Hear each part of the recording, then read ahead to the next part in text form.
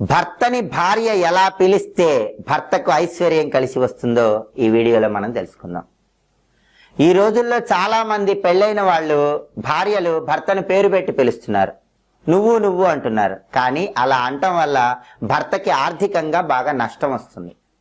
భర్తకి ధనం బాగా కలిసి రావాలంటే, భర్త ఏ పని చేసినా ఆ పనిలో భర్తకి సక్సెస్ రావాలంటే భార్య రోజు భర్తని ఎలా పిలవాలో తెలుసా? శ్రీవారు అని పిలవారని పరిహార శాస్త్రంలో చెప్పారు.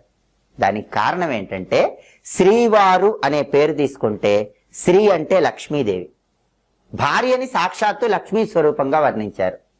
శ్రీవారు అంటే లక్ష్మీదేవి భర్త, విష్ణుమూర్తి స్వరూపం. అంటే ఏ భార్య అయినా సరే భర్తని పేరు పెట్టి పిలవకూడదు, నువ్వు నువ్వు అనకూడదు. ప్రతిరోజు ఏమని పిలవాలి?